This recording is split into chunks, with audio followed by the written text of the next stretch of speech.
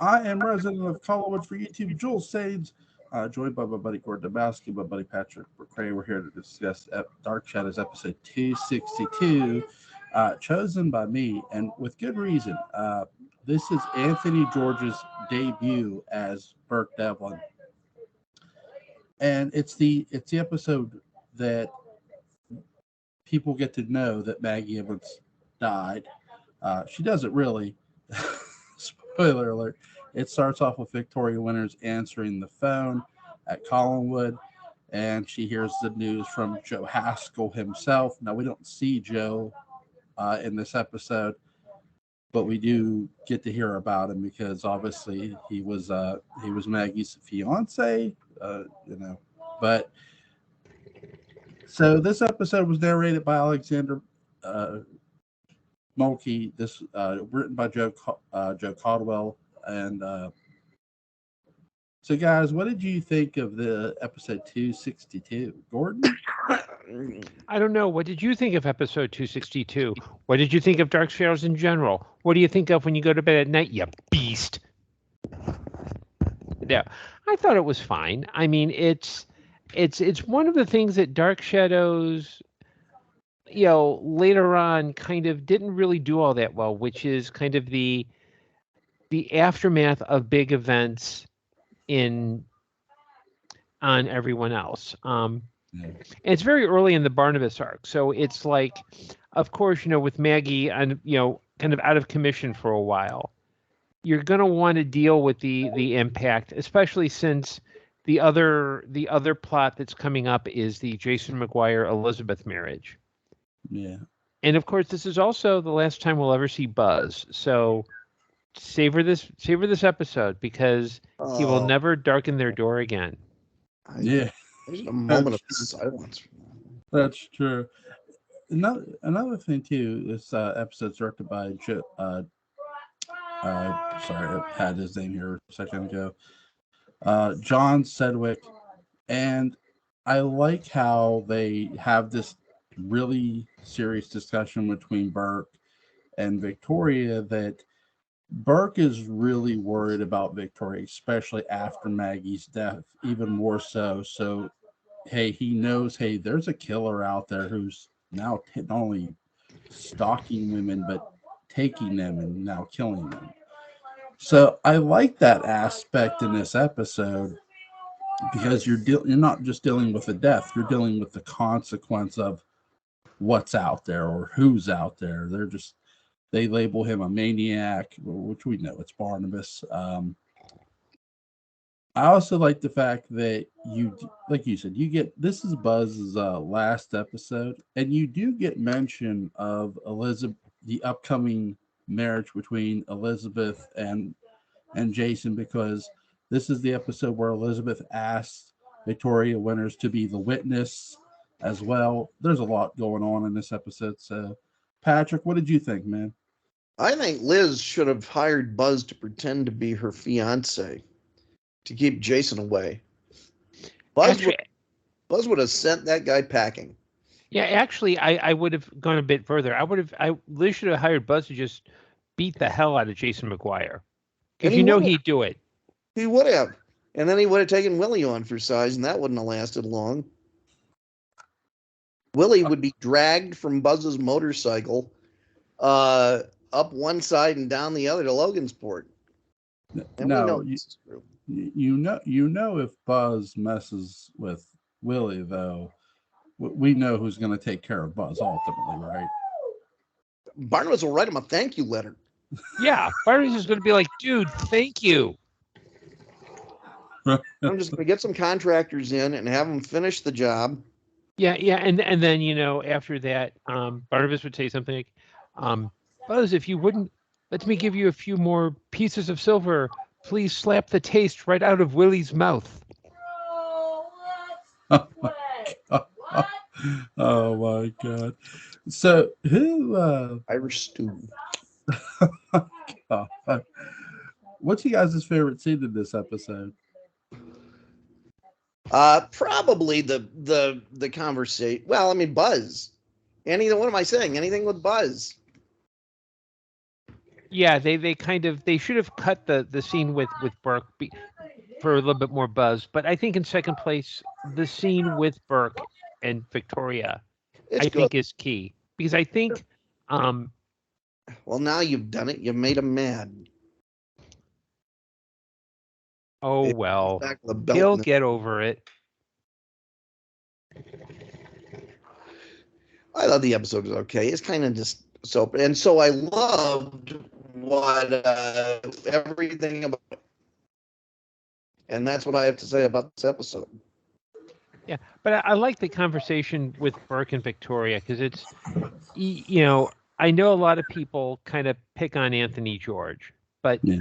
he's a guy who I think he had some serious experience before walking into the role. He's walking to a well-established role, Yeah. and he's also walking into a show that is starting to discover that, this is what we can be about now. And it's trying to, okay, before Burke was kind of he would disturb stuff. We'll call him the disturber. Now Barnabas is the disturber. So what role does Burke play? And I think on some level they're trying to they're not really making him an hero. They're just not making him an antagonist. You know what I mean? Like he and Roger are never going to be pals, but you can see they're trying to put him in more of kind of a traditional heroic role, Sure. which is fine. And the show needs that. Yeah. He's kind of ineffectual at dealing with Barnabas. It's really weird because, you really have these two universes. You have the Art Wallace universe, and then the sort of the later, I guess, Ron Sproat kind of universe. Because Ron did most of the heavy lifting, I think, on inventing Barnabas, right? That was him, I think. And so, you have these two very disparate stories, and very rarely do they ever kind of meet. I have to mention. Sorry, go ahead. No, I like that scene. That for me, this is kind of standard soap opera stuff. It's a lot of conversations that are full of dialogue, but when they're over, I don't feel like they've covered enough ground to have justified all that dialogue. And I'm sure this was a practiced art by the writers. I guess like, well, we gotta fill up the episode. It's kind of like the opposite of 5 pounds of flour in a 2-pound sack. It's the other way around. And so I remember watching it just thinking, yeah, this is a soap opera with some cool stuff. But no conversation on a soap opera 90% of the time can go anywhere because then the story would be over. And so in that way, it's just like real life. I think that's ultimately one of the reasons why people secretly like soap operas is the weird chasing its own tail nature of the dialogue is just like real life. We talk about the same things day after day. Nothing ever really changes till everything changes. Yeah. There's something I want to bring up too. A couple of years ago, I interviewed Will and Nancy about Jonathan, and it was Will McKinley who was telling me that Jonathan really didn't turn down a sequel necessarily. He didn't tell them no. He just deliberately gave them a price they couldn't afford. So I wanted to mention that here. I do think it was really, I know they don't do it in this episode, but I think it was very, very important that they feed Barnabas the right character to help make him that hero. And that character would be Jason McGuire. Jason has been asking for it for a long time. And when they give him the Barnabas, it's like, oh, thank God. Because if you give him anybody else, it's like, the fact you give him Jason. Yeah, it would have felt anticlimactic. Yeah. It's like, had Carolyn shot him at the wedding? Okay, whatever. Had Elizabeth shot him? Whatever. Had Roger killed him remote control by crushing a brandy snifter in his hand? Okay, that would have been cool. But you really need, and Patrick's brought this up before, that Jason McGuire is kind of a vampiric figure. Yeah, So that's what I was about to say. what better way to get rid of him than put him up against an actual vampire? Yeah. He was the perfect guy to feed to your vampire. I mean, he really was. Because up until this point, Barnabas hadn't killed anybody. Yep, and plus, Barnabas could get a contact buzz because of all that whiskey in Jason's system. Barnabas was drunk for days. Yes. He was miserable. We need more coffee. Something's going to bring me down. I'm going to start singing. Yeah, he was mumbling. Soon. Yeah, Elizabeth caught him one morning mumbling something about Josette, and it's something about Josette and something about Cat o' Nine Tails. I don't know what that was, but Barnabas is too drunk to know it's sunrise, and he's just sitting there, smoke rising from his body. Going, Josette will come back. I know it. I'll find another one. I swear. Man, is Mrs. Johnson cooking bacon? That's right. Back bacon for breakfast. All right, good.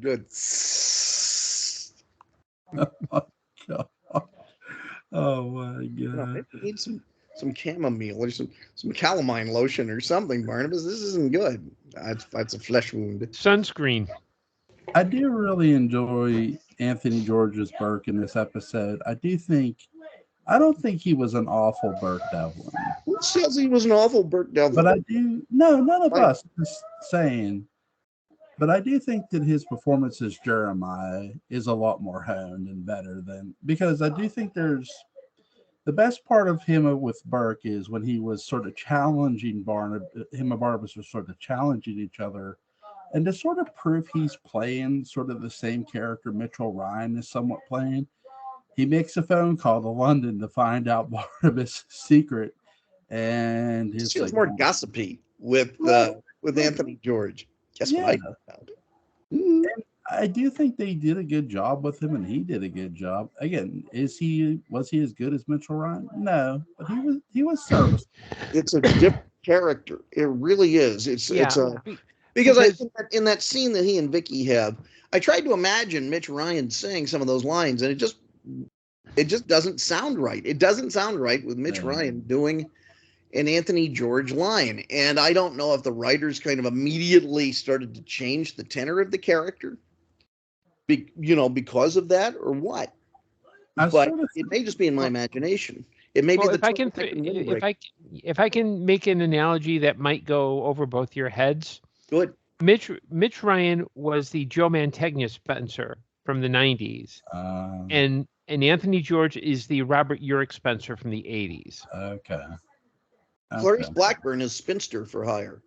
I'll say this with the way they wrote Burke for this episode, because it's something I brought up earlier. They're having a character not just address Maggie's death, but the afterward of Maggie. Okay, since now Maggie is dead, who's his next victim? Who's this? Because again, they don't know it's Barnabas.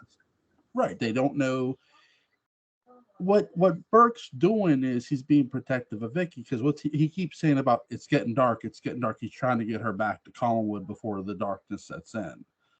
He doesn't want her to be out there by herself.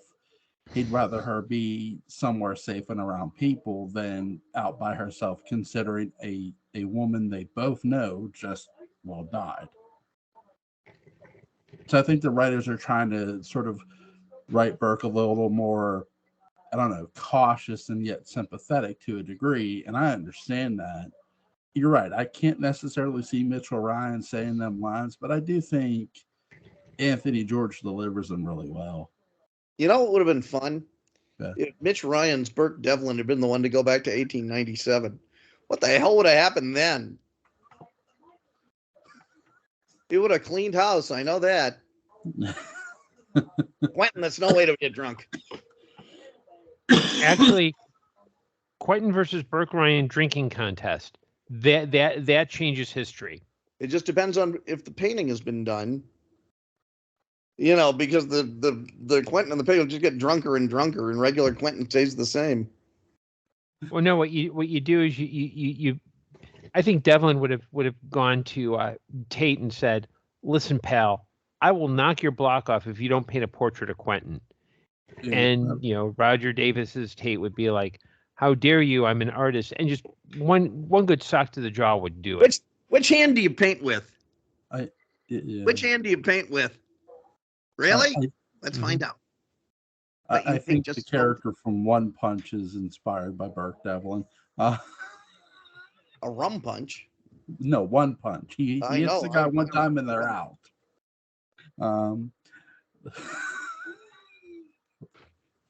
I don't want to smell. You know, I once had one rum punch, but it was very poorly made. It was more punch than rum. Didn't do a thing for me.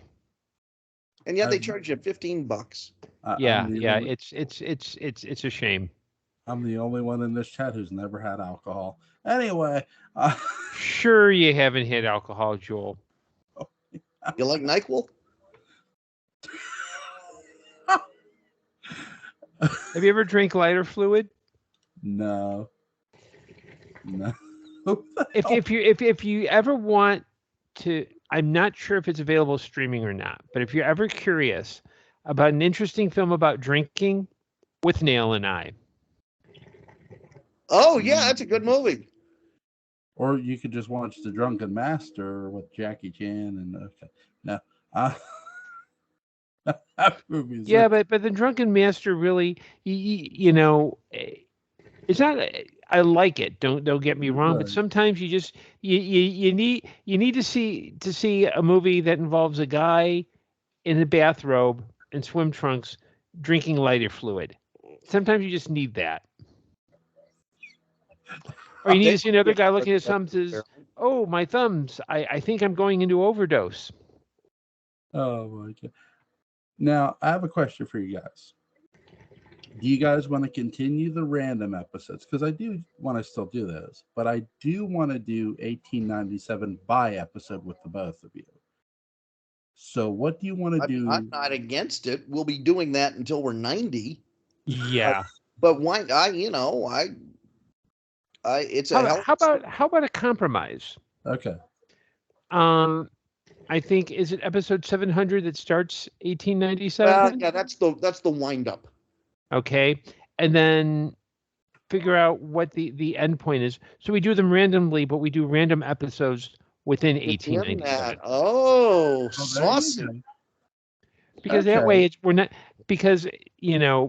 getting bored by it, but it'll be interesting to see, like, that way when Jewel chooses something that's like the episode before a good episode, you or I could choose an episode, the episode after it, which is the actual good episode. Now, Jewel picks lots of good episodes. I like the episodes Jewel picks. Oh, you're drunk, aren't you, Patrick? You're just drunk off your ass. I never drank my ass. I'm not that limber. Oh my God! Oh, but I'm not going to tell you where this tube goes. But you know what I'm thinking? I'm thinking we should take a road trip, steal some alcohol, and introduce Jewel to drinking. I don't know if that would be successful. I don't know. I don't know if that would be successful. Okay. Well, there's some liquor that's like, you get them some like Mad Dog 2020, which is super sweet. Get them some Thunderbird. Hell, get them Malort. Oh God, Malort. He'll never drink liquid again. Any liquid. Malort's bad news, Joel. Yeah, I have to agree with Patrick. You don't want to do Malort. Joel, I've never had it. I've just heard by reputation. Oh, it's very bad. But yet I found myself wanting a second glass, and the second glass wasn't quite as awful. You know, it's here's the thing about Malort. If you can drink Campari, you can drink Malort. No one who says, "Oh, Campari's tasty," has any business saying anything bad about Malort, because they both taste like, wood polish. See, Joel, what you're missing. Yeah. Patrick, how frequently have you consumed wood polish in the past? Oh, in the past, what, week? Anyway. No, ever in the past, before today. Yeah, graduate school lasted more than a day. Yeah, because I found my favorite thing to drink when I was in college, Kool-Aid and rubbing alcohol. Really? No, No, because rubbing alcohol is poison. it's denatured. Yeah, you would run into all sorts of trouble. Mm-hmm. Hey, can you guys still hear me? Yeah. Yes, we can hear you. It starts episode 698. It's the start of it.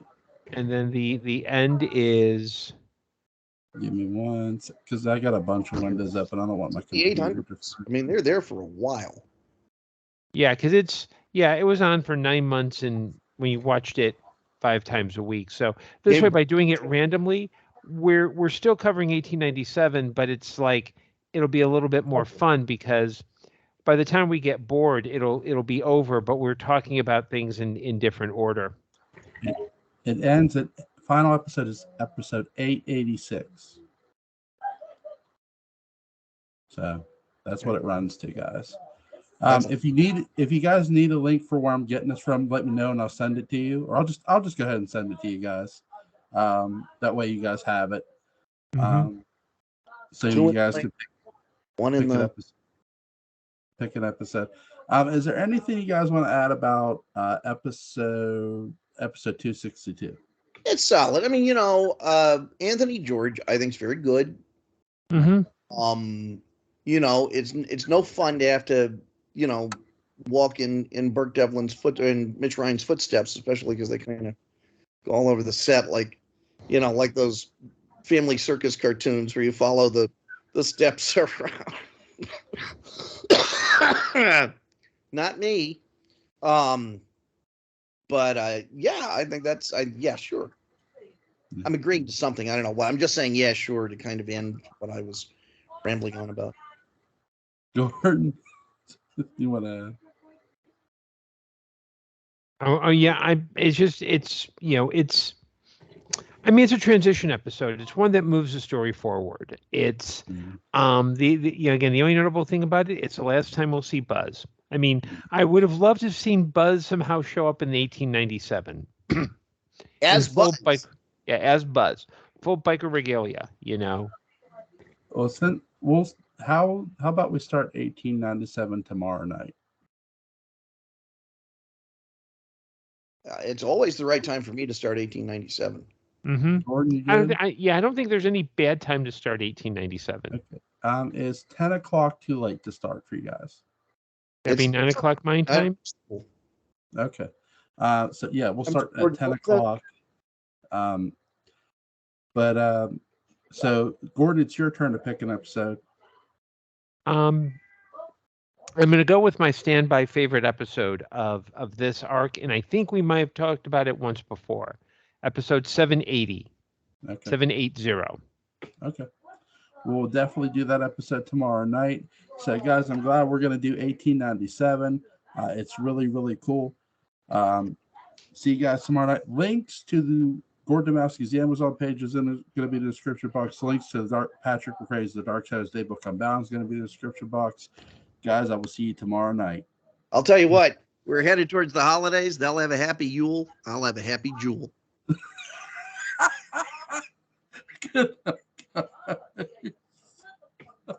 Jewel